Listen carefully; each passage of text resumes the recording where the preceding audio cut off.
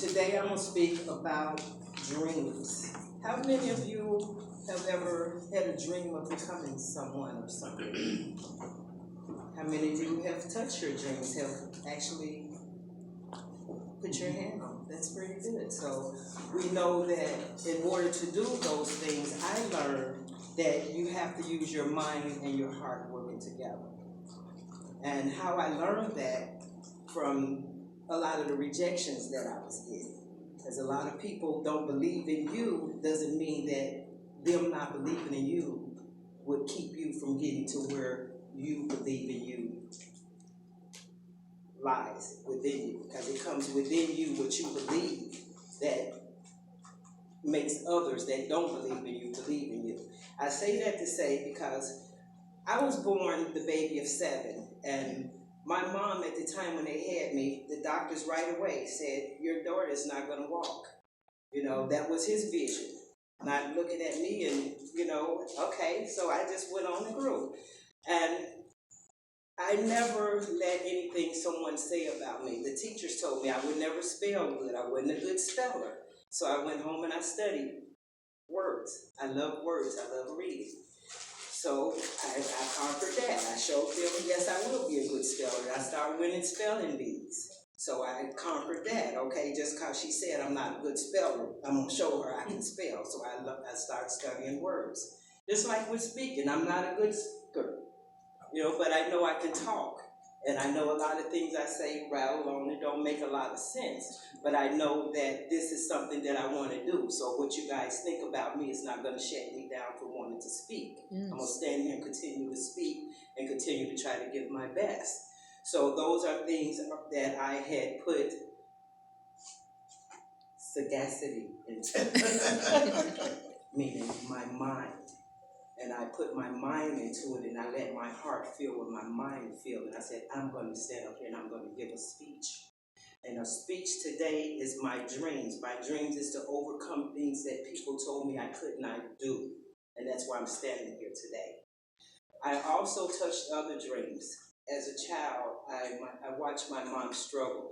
I watched us go without gas, lights, phones, TVs, other kids doing everything, and we were doing nothing. We were studying. My mom was the mom today that we need in the world. Because my mom, can I go here? You can't go there. You can't do this here. I knew all the things that I couldn't do, so I needed to learn what can I do. So, but I listened to my mom until I got tired of listening. Then I had to go on my own and find my own self. And I ended up doing a lot of running away, but I did find myself. And I found out with myself that I wanted something more out of life. I didn't want to be worried about someone coming home to bring their check home to make sure our life was on. I knew I was going to go to school, learn these words, learn this math, learn whatever I need to learn so I could pay my bills and pay my light bills, so I wouldn't have to worry about the struggles that my mom went through. With all that being said, I had my children, and you never know how important something is until you have to take care of it. And my children taught me what was important, and that was taking care of them. So in order to take care of them, I had to become the best me.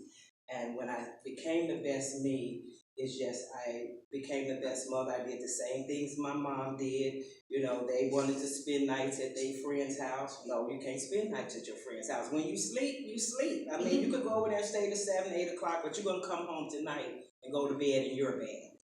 So those were all the things that my mom instilled in me. And I use a lot of her sagacity still today to apply to my dreams and goals. I was able to go to an acting class, and I went to this acting class, and it was